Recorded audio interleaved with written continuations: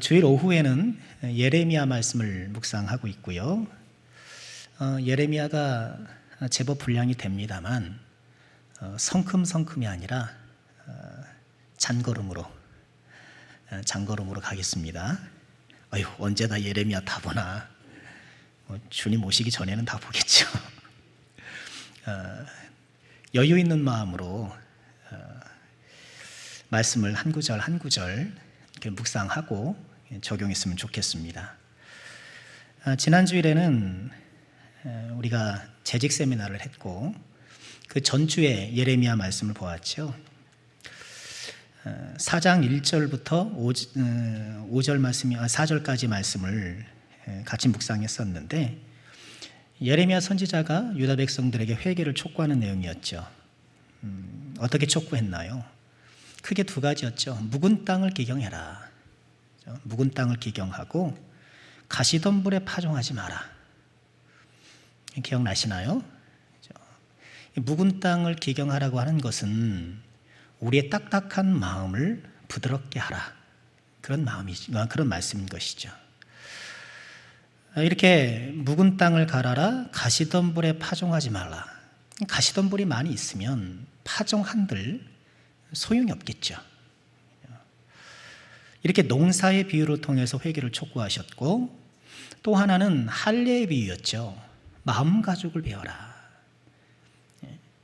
그러면서 우리가 살펴보았던 것이 선지자들이 지속적으로 마음의 할례를 강조했는데 육신의 할례를 강조한 적은 없다는 거예요. 무슨 얘기냐 하면 하나님을 떠나고 우상을 숭배하면서도 자녀가 태어나면 8일 만에 할례는 따박따박 받았다는 거예요. 그렇게 하는 게 좋은 거라고 생각했던 모양이에요. 그러면 복이 된다고 생각을 했던 모양이에요. 그러니 육신의 할례에 만족하지 말고 마음의 할례를 해야 된다. 선지자들은 지속적으로 강조했고, 그리고 예레미야도 더불어서 이 마음의 할례를 촉구했던 것입니다. 그런데 이런 선지자의 촉구, 하나님의 촉구가 받아들여지지 않았죠. 어떤 의견이나 견해를 받아들이지 않는 방법은 여러 가지가 있어요. 대표적인 것이 반대하는 거죠. 나는 뜻이 다릅니다. 반대하는 거예요. 또 하나는 거절하는 거예요. 반대와 거절은 좀 다르죠. 반대는 의견이 다르다는 거예요. 거기에는 감정이 들어갈 수도 있고 안 들어갈 수도 있어요. 근데 거절은 감정이 많이 들어가게 느껴져요. 그러니까 누가 나를 거절했다고 한다면 굉장히 불쾌해요. 반대했다고 한다면 그보다는 덜 불쾌한 거예요. 근데 반대와 거절보다 더 마음 상하게 하는 게 뭘까요? 묵살이에요. 묵살은 들어도 들은 채 안 하는 거예요. 모른 척 하는 거예요. 그러니까 이스라엘 백성들이 예레미야 선지자를 통해서 이렇게 회개를 촉구하는 하나님의 말씀을 반대한 것도 거절한 것도 아니고 묵살한 거예요. 듣고도 못 들은 것처럼. 그냥 소기의 경읽기죠. 막 바위 위에다 대고 막 선포하는 거예요. 유다는 여전히 죄 가운데 행했고 하나님의 회개 촉구는 철저히 묵살되었습니다. 유다를 기다리고 있는 것은 무엇일까요? 하나님의 형벌인 거예요. 예레미야 선지자가 하나님의 형벌을 선포하기 시작합니다. 5절에 이렇게 선포하죠. 너희는 유다에 선포하며 예루살렘에 공포하여 이르기를 이 땅에서 나팔을 불라 하며 또 크게 외쳐 이르기를 너희는 모이라 우리가 견고한 성으로 들어가자 하고, 예레미야 선지자가 유다 백성들에게 외치는 거예요. 나팔 불어라, 나팔 불어라. 그리고 다 모여라. 모여서 견고한 성으로 다 들어가자. 나팔을 불어라.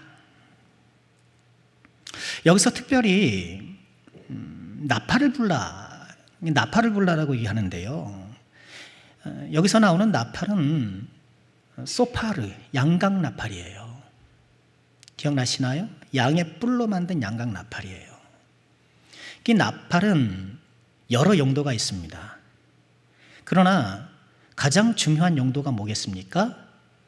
예배예요, 예배. 이스라엘 백성들에게 성회가 이르렀음을 나팔을 불어서 선포하는 거예요. 그 나팔 소리를 듣고 제사하기 위해서, 예배하기 위해서 하나님 앞에 모여드는 거예요. 그러니 소파르를 부르는 나팔을 부르는 것이 물론 다양한 용도가 있습니다만 예배를 위해 나팔을 불어야 하는데 지금 이 나팔을 뭐 때문에 부르고 있는 거예요? 모이긴 모이는데 자, 숨어 들어가자 부르는 거예요. 하나님을 위해 예배용으로 불러야 될 나팔이 도망가는 나팔, 숨는 나팔이 된 거예요. 이것이 그것 자체로가 하나님의 심판인 거예요.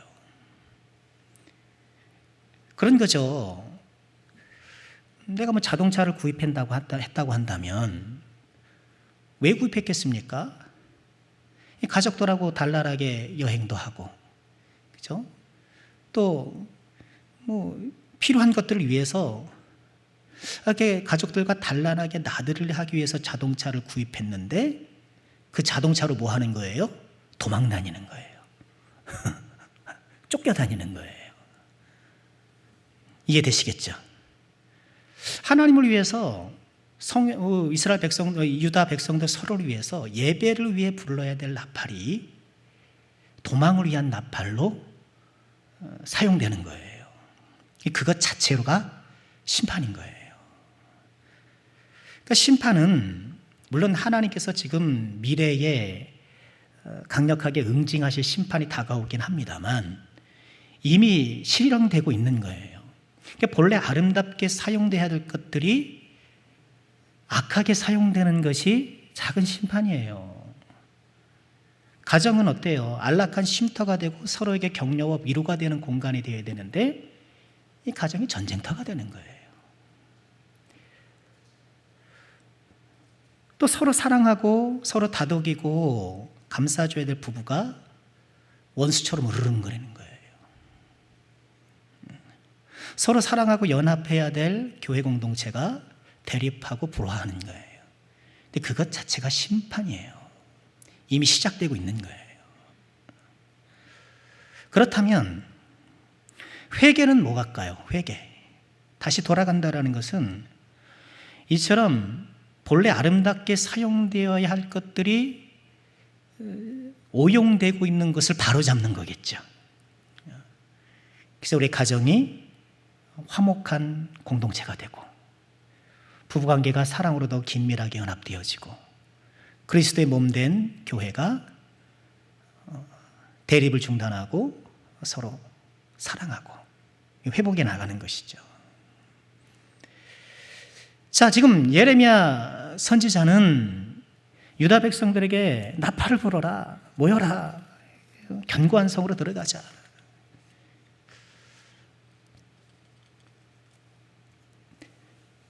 6절 말씀 보실까요?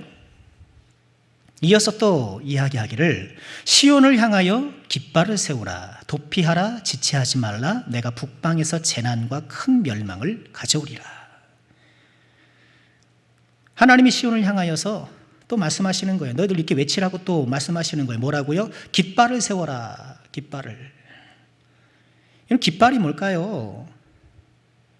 이 깃발은 히브리어로 네시예요. 네시인데 이 단어가 성경에서 맨 처음 사용된 곳이 출애굽기 17장 15절이에요. 같이 한번 읽어볼까요? 모세가 제단을 쌓고 그 이름을 여호와 니시라 하고. 네시인데 이게 이제 나이라는 전미사가 붙으면 발음이 니시로 바뀌어요. 여호와는 나의 깃발. 언제 요 출애굽기 17장 말씀의 배경이 뭐죠? 누구랑 싸울 때일까요? 출애굽한 이스라엘 백성들이 호렙을 건너서 광야를 진군하는데 첫 번째 전쟁이 벌어져요. 아말렉과 전쟁이 벌어져요. 모세가 산에 올라가고 전쟁터에는 여호수아가 선두에 서고, 모세가 손을 들면 누가 이겨요? 이스라엘이 이기고, 손을 내리면 아말렉이 이기고. 그럼 어떻게 해야 돼요? 손을 계속 들고 있어야 되잖아요. 벌 받아야 돼. 근데 손이 계속 내려오니까 어떻게 해요? 어떻게 해요? 어떻게 이렇게 잘하세요? 아론과 훌이 옆에서 손을 떠받쳐 주잖아요. 그 승리를 기념하여서 제단을 쌓고 그 제단을 여호와 니시, 여호와는 나의 깃발. 그러니 모세가 이렇게 지팡이를 들은 것은, 손을 들은 것은 그냥 지팡이를 들었을 수도 있겠지만 깃발을 들었을 것이 아니겠는가, 이렇게 추정하고요. 결국 그렇다고 한다면 모세가 들어올린 깃발은 무슨 깃발이겠어요? 기도라고 답하세요. 무슨 깃발이겠어요? 기도의 깃발. 기도의 깃발이겠죠. 결국 그 이야기가 우리에게 교훈하는 건 뭐예요? 무엇으로 전쟁을 이길 수 있다? 기도로. 그리고 깃발이라는 것은 기도를 상징하는 거예요. 그러니 오늘 이 본문, 오늘 말씀의 4장 6절의 말씀에서 시온을 향하여 깃발을 세우라. 이 깃발을 세우는 것은 본래 뭐예요? 깃발을 흔드는 것은 하나님 앞에 기도하고 하나님을 의지하고 하나님을 이 싸움터에 초청해서 하나님과 함께 하려는 의지의 표현이잖아요. 깃발을 흔드는 거예요. 근데 이렇게 하나님을 모셔드리는 깃발을 흔들어야 되는데 그 깃발을 흔들면 지금 뭐 하고 있는 거예요? 도망가자. 그 깃발 흔들면서 야, 지체하지 말자. 야, 큰일 났다. 앞에 나팔이, 하나님께 예배하기 위해 불러야 될 나팔이, 그죠? 견고한 성으로 피신하는 나팔로 전락한 것처럼 하나님을 모셔드리고 하나님을 초청하는 이 깃발을 흔드는 것이 또 어떻게 되고 있는 거예요? 도망가자, 피하자, 이렇게 되고 있는 거예요. 즉 5절과 6절의 이 말씀에 그 숨겨져 있는 그런 의미를 좀 묵상해 보면 결국 하나님 향해서 아름답게 사용되어야 될 나팔과 깃발이 하나님이 빠지니까, 하나님이 없으니까 공허한 울림이 되고 공허한 흔들림이 되고 마는 거예요.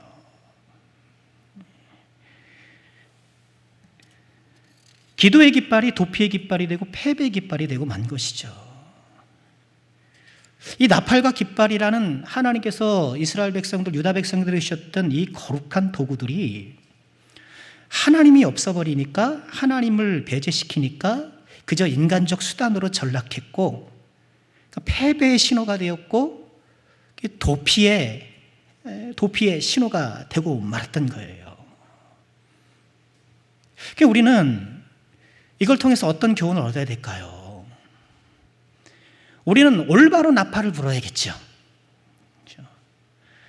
우리는 깃발을 주신 본래의 의도에 맞게 깃발을 흔들어야 되겠죠. 이것이 우리의 회복이고, 이것이 우리의 회개이고, 우리의 삶을 새롭게 하는 것이죠. 기도의 나팔을, 하나님을 예배하는 이 예배의 나팔을 힘차게 부시기를, 하나님을 향하여 부시기를 주의 이름으로 축원합니다.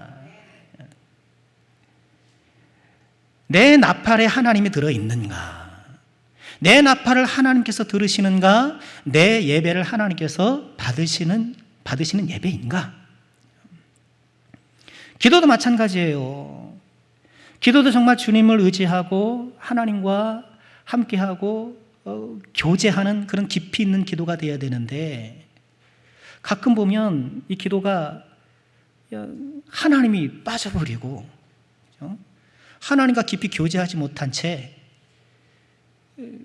공허하게 그냥 깃발 흔드는 것처럼 그렇게 시간이 지날 때가 있는 것도 사실이거든요.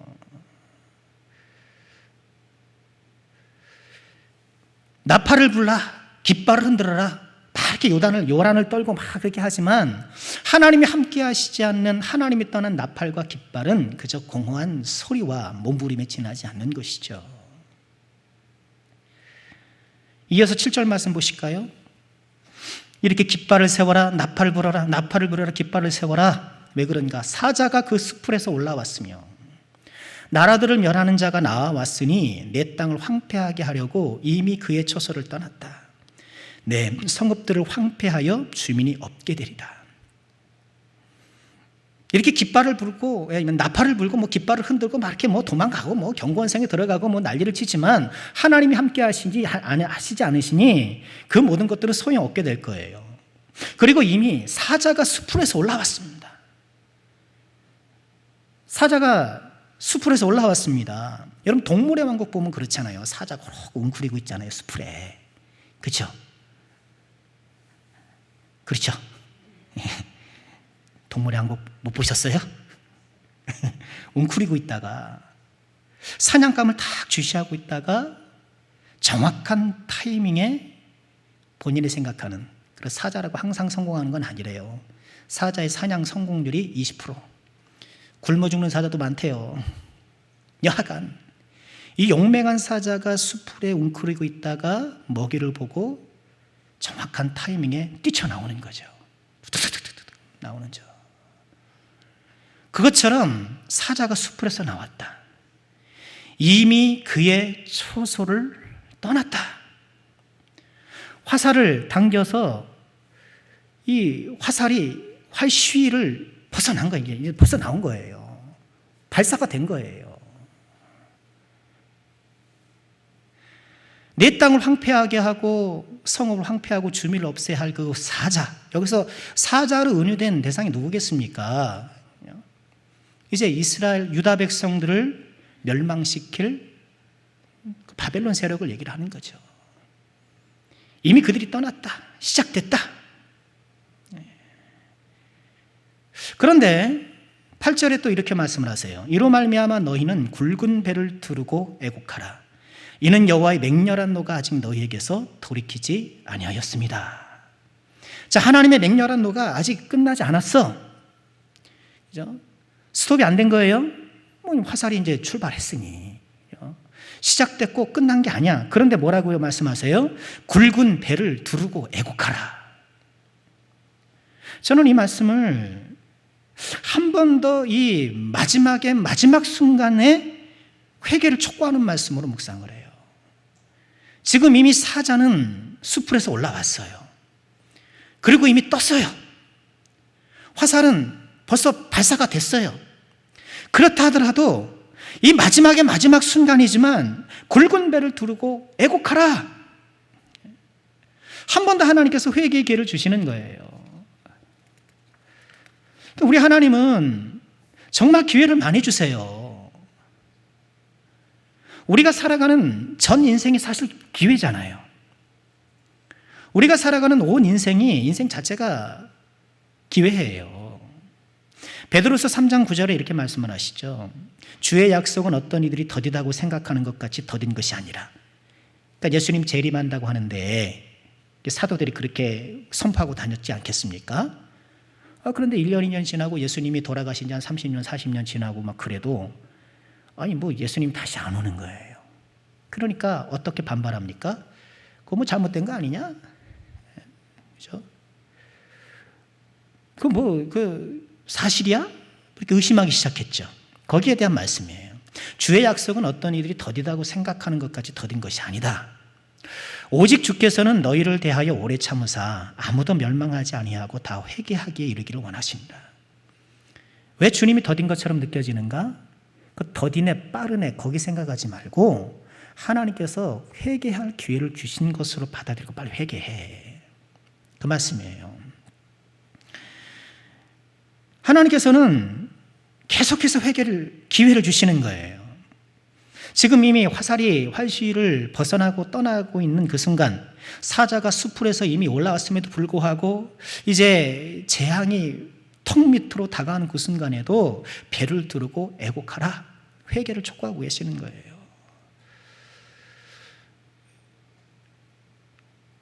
여러분, 오늘 하루가 우리에게 기회일 수 있어요. 매일매일 하루하루가 우리가 하나님 앞에 더 가까이 나아가고 우리의 나팔이 공허한 나팔이 되지 아니하도록, 우리가 흔드는 깃발이 공허한 깃발이 흔들림이 되지 아니하도록 그것을 하나님으로 채워서 나의 심령과 내 인생을 하나님의 아름다움으로 채워나갈 수 있는 기회인 거예요. 이런 기회를 꼭 붙잡으시길 주의 이름으로 축원드립니다. 그러나 유다 백성들에겐 별로 소망이 없어 보여요. 9절 말씀 보실까요? 여호와의 말씀이니라. 그날에 왕과 지도자들은 낙심할 것이며 제사장들은 놀랄 것이며 선지자들은 깜짝 놀라리라. 회개를 촉구하시지만 마지막의 순간이 좀 돌아오기를 원하시지만 그럴 것 같으면 벌써 돌아왔을 것 같아요. 그날에 왕과 지도자들은 낙심할 것이다. 낙심할 수 있는 상황에도 낙심하지 않아야 될 사람 있잖아요. 그죠? 우리 가정에서, 여러분들의 가정에서 참 상황이 뭔가 좀 어려워져서 좀 낙심할 수 있는 상황이 될 때에 낙심하지 않아야 될 사람 있잖아요. 아버지가 되었든 어머니가 되었든, 특히 가장은 낙심을 티내면 안 되잖아요. 티내요? 아버지가 앞장서서 야 망했다 자식 다 불러 모아놓고 야 우리 큰일 났어 어떻게 해요? 그 방법이 없잖아요. 아버지는 설사 그 마음에 그렇게 참 걱정 근심이 있더라도 자녀들 앞에서 티를 내면 안 되죠. 그렇죠? 왕과 지도자들은 상황이 어렵고 힘들어도 낙심하면 안 되죠. 적어도 낙심을 표출하면 안 되죠. 근데 왕과 지도자들이 낙심해요. 그걸 보는 모든 백성들은 어떻게 해요? 절망하는 거예요. 왕과 지도자가 낙심하면 백성들은 절망하는 거예요. 제사장들은 놀랄 것이며 선지자들은 깜짝 놀라리라. 여러분, 제사장들은 어떤 사람들입니까? 백성들의 영적 컨디션을 붙들어주는 사람이잖아요. 제사를 통해서. 또 하나님의 말씀을 잘 교육함을 통해서 그들을 말씀으로 붙들어주고 그들을 위로해주고 중심을 잡아주는 사람이잖아요. 근데 제사장이 깜짝 놀라는 거예요. 제사장이 깜짝 놀라면 어때요? 모든 백성들 덜컥 하는 거예요. 선지자는 뭐 하는 사람들입니까? 선지자들은 백성들이 어렵고 힘들 때에 하나님의 말씀을 받아서 그 말씀으로 백성들을 붙들어주는 사람들이잖아요. 선지자들 깜짝 놀라는 거예요. 또 이 선지자들은 거짓 선지자들 때문에 더 놀라는 거예요. 왜요? 평강하다고 외쳤거든요. 걱정하지 마라. 여러분, 걱정하지 말라는 게 하나님께서 주신 말씀을 받아서 정말 이들을 위로하고 붙들어주는 말씀이면 정말 좋겠는데, 하나님께 받은 것이 아닌데 하나님께서는 너희들 회개하라, 너희들 큰일 난다 경고하시는데 그 경고를 듣지 않고 그저 백성들에게 우리는 평안해, 안전해, 괜찮아 그렇게 한 거예요. 깜짝 놀라는 거예요. 왕이 낙심해요. 제사장들이 놀래요. 선지자들은 깜짝 놀래요. 어디서 이게 좀 힘을 얻고 용기를 얻어야 되겠어요? 여러분, 이 왕, 제사장, 선지자 이 세 직분이 여기 9절에 등장하잖아요. 공통점이 뭐죠? 에? 오늘 주보를 슬쩍 보면은 다 알 텐데 설교 제목을 싹 한번 보시면 되는데 뭐예요? 이 세 직분은 기름 부음 받아 세운 사람들이에요. 왕도 기름 부음, 제사장도 그렇고 선지자도 그렇고 기름 부음 받은 자들이잖아요. 이 사람들이 기름 부음 받은 자들인데 낙심하고 놀라고 깜짝 놀래요. 기름 부음을 받아서 백성들을 일으키고 그들을 세우고 용기를 줘서 다시 한번 일어서게 해줘야 되는데 그럴 수가 없는 거예요. 이들에게 부어졌던 기름 부음이 헛것인 거예요. 왜? 하나님이 안 계시니까. 오늘 말씀 보면 나팔을 부는데 소용없는 나팔, 그렇죠? 깃발을 흔드는데 그냥 허무한 흔들. 기름 부어서 사람들을 세웠는데 아무 능력이 없어요. 이게 심판이에요. 이것부터가 심판인 거예요. 이처럼 기름 부음 받은 자들이 하나님께 기름 부음 받지 못하고, 기름 부었겠죠. 기름을 부었지만 하나님께서 기름 부어주시지 않은 이 거짓 기름 부음 받은 자들이 백성들을 지켜주지 못할 때, 그럼 우리는 어떤 사람을 소망하게 될까요? 위기에 빠진 백성들을 붙들어주고 이 국가적 위기를 타개해 줄 수 있는 진짜 기름 부음 받은 자 보게 되는 거예요. 이 구약 말씀의 수많은 실패들을 보면 이런 실패를 극복할 수 있는 진짜가 누구인가? 이렇게 수없이 기름 부음을 받았지만 그 기름 부음의 역할을 온전히 감당하지 못하고 실패하는 이들을 보면서 정말 올바른 기름 부음 받음을 통해서 하나님의 백성들을 지키고 하나님 나라를 왕성케 할 그는 누구인가? 그를 기다리게 되는 거예요. 구약은 오실 예수님을 바라보게 하는 것, 이런 말씀을 통해서 확인하게 되는 거예요. 우리 예수님이 어떤 분이신 거예요? 우리 예수님은 낙심하지 아니하시고, 그렇죠? 놀라지 아니하시고 깜짝 놀라지 아니하시고 자기에게 맡겨진 하나님의 백성들을, 그의 신실한 제자들을 온전히 지키시고 보호하시고 주의 나라 임하기까지 끝까지 인도해 주시는 분, 우리에게 이런 기름 부음 받은 그리스도 예수님이 계시다는 것이 큰 은총이요 감사죠. 자, 말씀을 정리해 볼까 합니다. 우리 10절도 좀 묵상해 볼까요? 이렇게 외치라고 하지만 예레미야가 이렇게 말하죠. 내가 이르되 슬프도소이다. 주 여호와여, 주께서 진실로 이 백성과 예루살렘을 크게 속이셨습니다. 이르시기를 너에게 평강의 씨를 하시더니 칼이 생명에 이르렀습니다. 예레미야가 하나님 속이셨습니다. 이 얘기는 뭐냐 하면 하나님이 백성들을 뭘 속였겠어요. 거짓 선지자들의 거짓 메시지를 이야기하고 있는 거예요. 거짓 선지자를 통해서 평강이 있다 그랬잖아요. 그러니까 예레미야는 저것이 거짓 선지자의 말이라는 걸 알고 있죠. 저게 사실이 아니라는 것을 알고 있지만, 그러나 뭐예요? 내심 참 저렇게 됐으면 좋겠다고도 생각을 하는 거예요. 이해되시겠어요? 저 거짓 선지자 말이, 저 평안의 메시지가 하나님이 주신 것이 아니면 틀림없지만 이 백성들이 당할 그 어려움과 그 모든 고초를 생각해 볼 때 차라리 저 거짓 메시지가 좀 이루어졌으면 좋겠다, 이런 바람을 갖는 거예요.